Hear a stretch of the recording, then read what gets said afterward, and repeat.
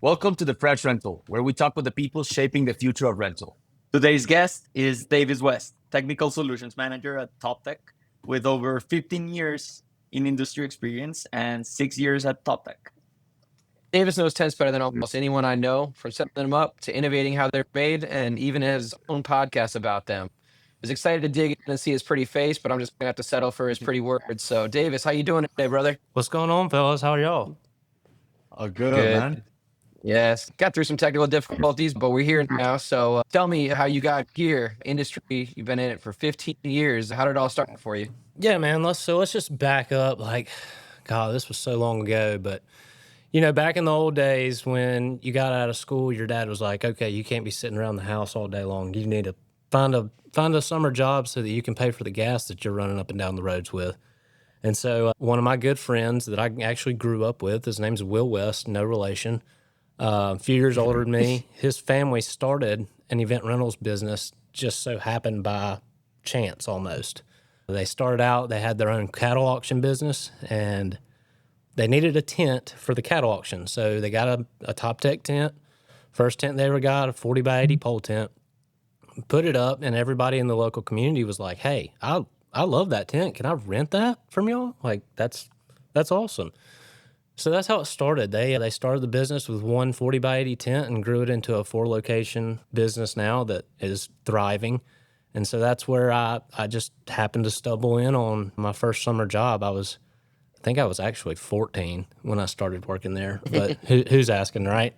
Yeah. But yeah, 14 starting out and just, it was a local summer job. And then every summer after college coming home, that's what I would do the whole summer was throw up tents. And it got to the point where I had worked there for quite a few summers, and I really, really liked it and really didn't know where I wanted to go with my life yet in terms of a career.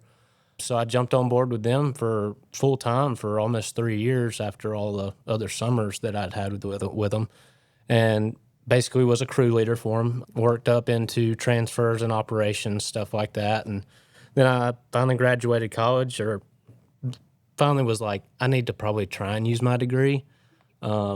I am getting older. This is harder to do 90 hours a week every week. So I went away from the business for a year, from the industry as a whole. I worked for a landscaping company and absolutely hated it every single day of the week. Was just like, how can I get back in tents? Like, this is, for some weird reason, I love it. So I reached back out to my old company and I was like, hey, one of the last installs I did with them, I remember meeting a guy named Brian Bolt. And I'm sure all y'all know Brian Bolt. Yep. He had come out to help us install our first 50 wide. And I remember saying to myself, like, damn, that's a job. Like, there's people out there that are working for, I didn't know that where tents came from. I just knew that I put them up. So did a little research, went back to my old company and was like, hey, if y'all ever hear of TopTech looking for a rep or anything, let me know. I'd love to apply. Well, they just so happened to be looking for one, and then all of a sudden I found myself planted in what I see as my foreseeable future. That's awesome. And that's a great story, man. It's the same with us. Like, you don't even know how you get into this and then you love it. So it's crazy because nobody grows up thinking, I'm going to do tents. Yeah. I'm going to set up tents. But then once you get into it, it's so rewarding. It really is. Talk about especially starting out with cattle. And yeah, that's crazy. And talk about the industry, the rental industry. That's not something that you grow up wanting to be part of. It just happens to happen in your life. That's exactly right. It grows right. into you. Yep, and it becomes a part of you. It really does. It's in our DNA, and in order to love this and want to do this every single day, you have to love it. Definitely. And I mean, we digged a little into your background and your story, and we saw that you were in event rentals in Spartanburg before joining TopTech, right? So please tell us a little about those early years. Yeah, man. So like I said, I started out being the sledge guy. When you're new on a job site in tent rentals, everybody knows that you don't start out getting the fun, easy jobs talking to the customers. You get to lay the lace lines, you get to learn all that. So that's basically my first few years there was, go here, go there, errand boy. This is what you're doing until you learn how to deal with these customers and high clientele, because you really are first on the job site for somebody's wedding, and you can make or break how the whole job install and everything, how their whole wedding goes. So I always just kind of looked at it as it's not only a reflection of the company, how we do today, it's a reflection of me. And I grew into that role there at Event Rentals. And yeah, man, I lived so close to the warehouse that I became the guy that would get the call at 9 o'clock if somebody was missing a few tables and chairs. Oh, it's funny. that's Yeah, how- we all have that guy. It's like, oh no, Davis might be around. Let's give Davis a call. Or, oh, That- Johnny, that was Johnny me. lives down the road. That was me. And that's how you get those 90-hour overtime weeks. It wasn't, they were trying to get us home, but I was trying to get back. I had some gas to burn. That's too funny. You said that later on in that time with ER, that a gentleman by the name of Brian Bolt came onto one of your sites, and I guess seeing him with the allure of Top Tech, was that what drew you in? Is what he could do? Or I know you said you're getting a little older and didn't want to keep swinging the sledge, but what was different about Top Tech that you could tell from then, and then I guess now you can tell with the approach that they take? Yeah, for sure. So like I said, then going back, that was the first 50-watt install I had ever done. That was the first one we purchased. And, as a courtesy, we still do this to this day. If you purchase a tent from us and it's your first Keter product from us and you have no idea what's going on, I always offer my availability to come out there and train your guys, because as this industry has grown, and y'all are testament to this as well, we've seen it transition into safe tenting. And that's where the whole industry as a whole is going. Is we don't want to look at these jobs anymore as summer jobs. We want to look at this as a career, and in order to do that, you have to invest into your guys. And when you invest into your guys, you help them grow into a career, not just a summer job. So I knew there was prospect to be in this industry as a whole, and I can remember asking the questions like to my old employer, could I do this as a career? And the answer is always going to be yes, because I was reliable. Of course it can be a career. But when I got into thinking about, I really like the custom side of tents and just the math that goes into it, and what the tents actually bring to the table. Not just, it's just a white building that you're going to go put up and take down, but what it actually does and what it actually can be. And so when I saw Brian out there that day, I was like, man, this is bigger than just putting tents up. Like, there's so many opportunities out there that doesn't just involve tents. And that's something I talk to guys about all the time that are in this, that are like, man, I'm burnt out, I'm tired. And I'm like, there's more avenues in our industry now than ever. So take advantage of those. But you have to learn the business first. And so after learning the business with ER, like I said, Brian, he interviewed me on my first phone interview with Brian. I was on a tractor, still working at the landscaping company. And after he heard that I had installed tents, it was a no-brainer, because that's the easiest person to have to train. Is that what keeps you excited about working there? Just the potential of what that tents can become? Absolutely. It's really what keeps me here is the fact that every day is different. There's not a day that you come in that it's just monotonous and you're doing the same thing over and over again. I get 1,000 different questions a day from customers or end users or somebody else, but it's never the same environment that they're asking it. I mean, from anywhere from putting tents up on top of roofs to putting them out in the field where they could be receiving gale force winds, every day is different and every question is different. And I really enjoy getting down to the bottom of things and getting people solutions, because that's what we like to say here at Top Tech. We're not just here to sell you a tent. We're here to sell you a solution to your problem. And that's where we like to live. We got a story in a Perfect. previous podcast about setting up a tent in a Navy battleship. So yeah, looking at what tents can become is amazing. Yeah, and just their capabilities too. I mean, we don't have one on the market, but I mean, look at something like the garden tent style that came out and just blew everybody away for the first few years that it came out. I mean, it's just the industry's constantly turning over new ideas that will be they'll be all the rave for 5-6 years, and then it'll be on to something next. And I'm always looking forward to that something next.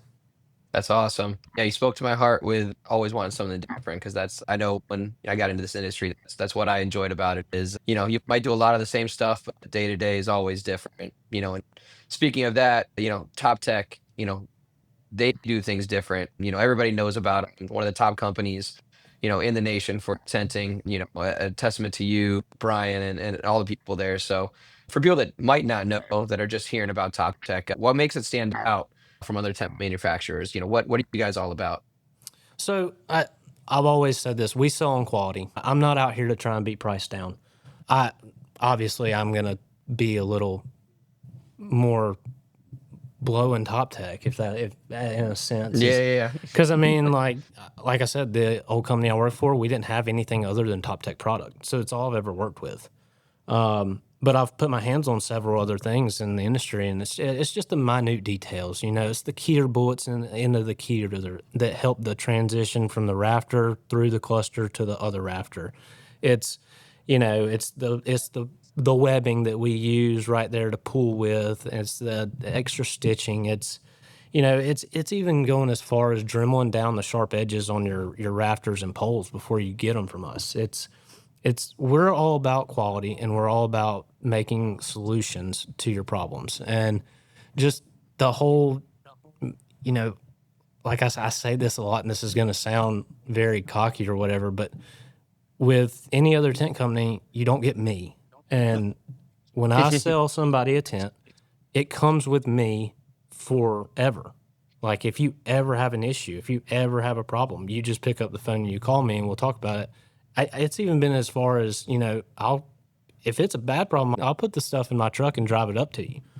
It's going that extra step to make sure our customers feel like they're being serviced better than anybody else out there. And that's how I want to go forward and lead our team that we have here. Because as both of y'all know, Brian has moved on to bigger and better things in the industry where he's needed where he is right now. I mean, I couldn't think of a better person for the position that they created.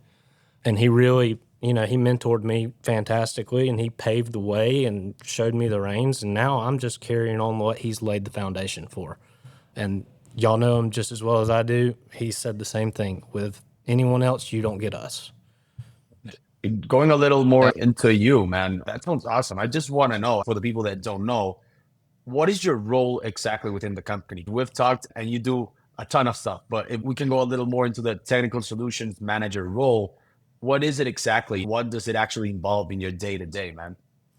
So previously, and to be quite honest with you, I'm still learning as well. A week ago, I was the sales rep for most of the Southeast.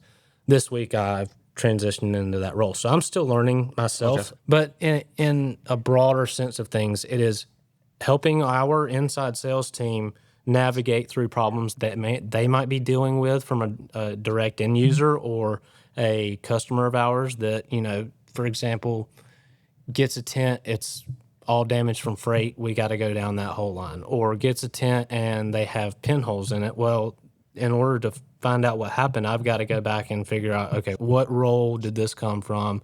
Are there any other issues coming out of this same roll? Just nitpicky stuff like that you'll get on an average day. Other ones, it's dealing with engineers. It's dealing with wind loads. It's figuring out what we need to do to get something site specifically engineered so that we can put this tent on top of the roof downtown Nashville. It's stuff like that that's just one-off custom projects, and we're in the process of about to launch a new tent style, or not new. It's a redesign. It's our redesigned Nantucket, which is our sailcloth version. And so a lot of my job right now is trying to figure out pricing for that, manage the influx of product coming in to make it happen, figure out what our labor times are going to be so that we do price it accordingly. Just stuff like that. Quite some time now, and I know that you might have some really cool stories about how the company has pushed the industry forward. But can you share an example of something that you're currently doing or that you have done recently that really pushed the industry into the future and pushed the industry forward in a way that none other competitor has done in the last few years? Whether it's design, materials, training, whatever you have. Yeah, for sure. So one thing that we've kind of pushed the envelope on this year, and we've done more and more projects with this, has been printing on tops and then powder coating poles. That was actually a bigger project than it sounds like, because a lot of these printers, if you don't have your own printer on hand, on site, you have to use a third party. You would send the rolls to them, they would print and then send them back. Well, we were running into a lot of issues with the way that we seal things together and not lining up.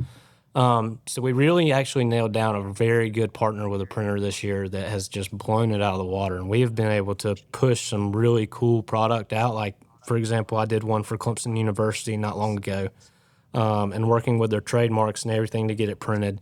That's a big job right there. I had no idea how involved that was. But then when we got the prints back from the printer and it executed it perfectly, it was like, it's just like those jobs when you go and the bride's just like, y'all knocked it out of the park. These people were the same way. And it's like we go back to saying it's instant gratification in what we do a lot of times.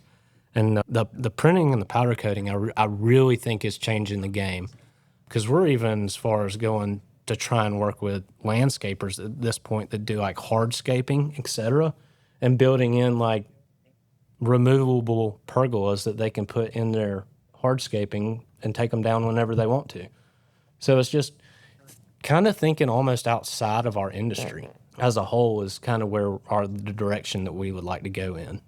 That's so cool. I mean, you have a customer like Clemson University that you can do something like that with, especially with the, tie into the community. Like that does a lot. That's awesome. Oh, and you ought I to wanna see all fo- the people at the tailgate tent, because that's what it was for. It was for a big tailgate tent, and it's just one big party. I was going to say, one of those people I'm sure will probably be at the tailgate tent, circling back, talk about Brian Bolt. You mentioned he's going to be, huge for the industry and the role that he's coming up with ARA, making tenting safer. What do you think the overall impact is for the industry with this change? What do you see him really doing and making the industry evolve with that position? Yeah, so I really see this industry, and you're even seeing it out on job sites now, where code officials are coming out and requiring that you have your proper PPE, and stuff like that. And another great board that's gone along with this that's kind of been, the leader in safety has been Matra in the past. Like, they really stepped forward and took on that project and said, hey, we're going to make tenting safer.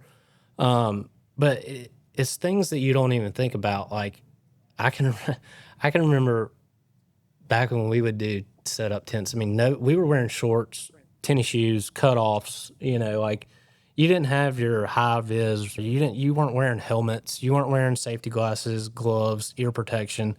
I mean, we were just running whackers right there by our ear and not even thinking anything of it. And so what I think that'll have an impact on the industry for is you will see, one, obviously you'll see less work-related accidents. But two, I think you'll see a longevity improve in terms of the crews that you keep on staff. Because with this protective PPE and the safe tinning and everything else that goes into that, you're you're eliminating a lot of the accidents that come with not wearing proper PPE. So I think long-term wise, you're going to see this industry be more of a respected industry to work in, especially like crews and everything, because they take their job so seriously in terms of making sure they're hitting all the requirements, making sure we're wearing PPE, making sure we're calm before we dig, because all those have an impact not only on yourself, it has an impact on the company you work for, it has an impact on the company that you were doing the job for. It's a trickle-down effect. So starting at the top with us, and let's take ownership of what we can take ownership with, it just makes us look more professional as a whole, industry-wise. Couldn't have said it better. You're exactly right. If the guys see you're investing in that safety for them, and then the customer sees you're investing in the safety, for their job site as well as your guys, it is that trickle down effect, all the way around. So no, that's perfect. Going into another realm now, something we're doing here, but also you're pretty familiar with. Let's talk about podcasting. You and Brian started your own, and what a great name, Pitch Intense. I love it. So it's focused on tents. What got you what got you in that game? What got you into doing podcasting? So me and Brian we were both avid podcast listeners. Like, I don't even listen to music anymore in my car. Like, I'm constantly listening. I'm the same way. I can't help it. Like, it's just like, okay, well, what's Joe Rogan got today? Or, another one I like is Foreplay Podcast and talking about golf. It's just, Kevin from The Office. I love it. Yeah, and it's like, the Shane Gillis podcast, if I need a little chuckle, I throw that thing on. But when we first started kicking around the idea, and I was like, if we ever really did sit down and do a podcast, and this was before there was any kind of tent podcast out, I was like, we could maybe be the first one to the party on this one, Brian. Like, what would it look like? And we were both immediately, it was like, laid back, Joe Rogan, just chilling, talking tents. And I was like, that's perfect. Like, that's what I want. Like, we can talk about as, in detail, or we can just have, Pete McVeigh on and we can talk all things pole tents. And he just dives into the science. And I was like, this is exactly what there's nothing on the market like this right now. Under the Vinyl did beat us out by like a week. So, but there's like y'all, it's different than what we're doing here. Like, we are coming at this from the manufacturer side because we don't have the experience like y'all do. Like, y'all are out there every single day on how you rent this stuff. I'm here on how I build this stuff. So that's the main difference. It was more of just, we want it to be educational but easy to listen to, because there's questions that you might run across every now and then when you're putting up one of our tents and you're like, I wonder why they did it like that. And that's what we wanted to dive into. So that, that's why they did it like that. But hey, actually, this is a better idea. And I welcome those better ideas every day of the week, because if I can take your idea out in the field that works better and improve my product, you bet your butt I am. So now let's dig a little deeper on that content you guys are providing with your podcast. Like, what are the type of conversations or stories that you want to bring to your audience? Is it more like what you said on being just a laid back, just regular conversation, or do you want to be like hyper educational? Like, what do you want to do exactly, and what do you want to transmit? Well, I think our ideal is to have a good blend of that, because so often if you start diving into the tents, and we've gotten some really, really highly educated people on our podcast, it can be a little bit overwhelming to listen to. So that's kind of where the whole laid back thing comes from. But in terms of educationally, like, if you haven't listened to the Pete McVeigh one, it's a stellar one. If you haven't listened to the staking with one of the ARA guys, God, I'm blanking right now, of course, Travis, it's awesome. I mean, he talks about ground holding power, and one thing's not as the second. And then you've got somebody like Nick Domnino that with block and roll, I mean, he's the best there is when it comes to block and roll. So, like, our goal was to have these campfire talks with these titans of the industry that have changed the industry. I mean, back before block and roll was a thing, what was happening? Everybody was just filling up water barrels. And we know how bad those are nowadays. No. Absolutely. So I think you should have Andy on. Is that the last one that you had out? Yeah, the podcast with Tenox. Another Yes. great. See, that's what I'm talking about. We're trying to get as many titans of the industry as I can on this podcast, because their name holds a lot more weight than mine, especially right now. So, it's all about making connections. It was really interesting, as a company that has a couple 10 oxes, just hearing, the story of, the evolution and what they do, what they were doing and what they, do now. And, some of the uses that are coming up with it.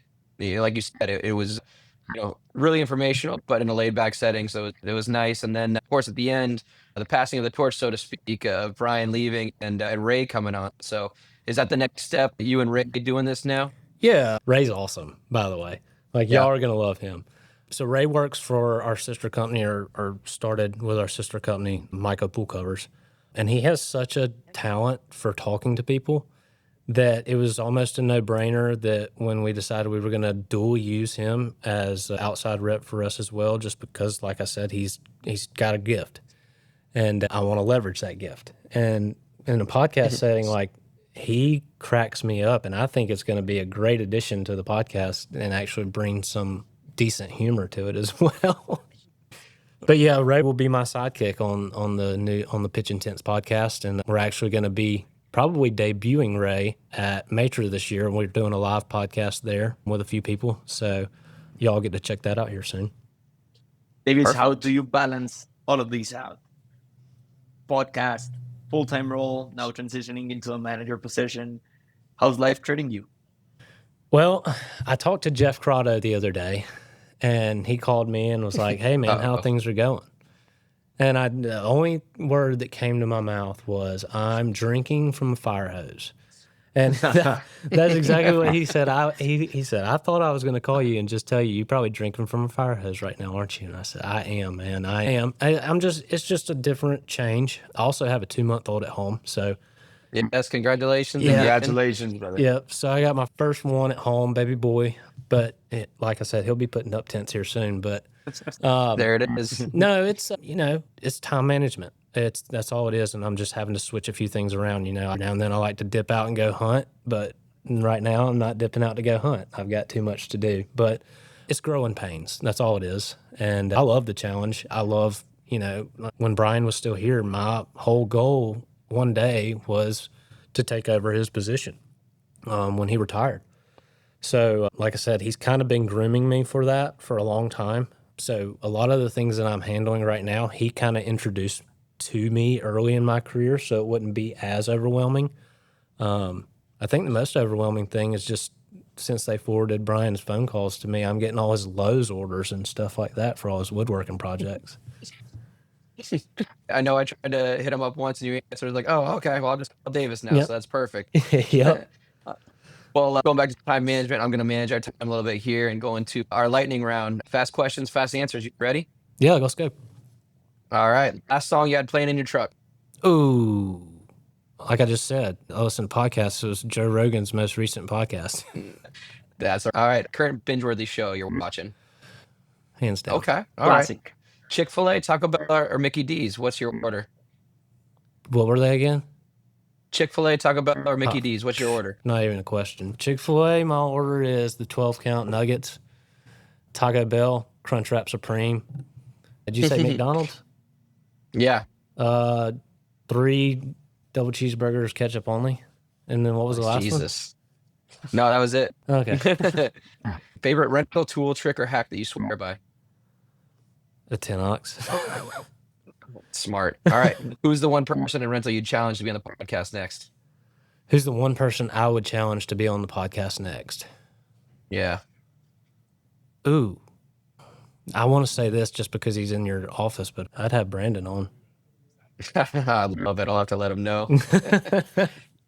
Oh, that'd be perfect. Yeah. Well, Davis, I really appreciate you joining us and give us a look inside the world of tents as only you can from Top Tech. You are awesome to have. So I really appreciate it. Guys, I appreciate y'all's time. Like always, I respect all y'all. I really appreciate everything y'all do for our industry, too. Y'all going to Matra? Brandon will be there. Dang, you can't get out either? No. But Still I am going too to be at the busy. YP event. So, yeah. Yep. Yeah. Word. Trying to make it where I can. I hear you. Well, I appreciate it, guys. Thank y'all, and I'll see y'all soon at something, I'm sure. Thank you, Davis, for Awesome. your Thank you, time. Davis. It's awesome to see people like you trying to push innovation forward, one side of the industry or another, and staying connected to the rental side. Yeah, man. Awesome. I appreciate it. Really appreciate having you here. And thank you, everyone, for tuning in. We'll see you next time on The Fresh Rental. All right. Later, guys. Awesome. Thanks, Davis.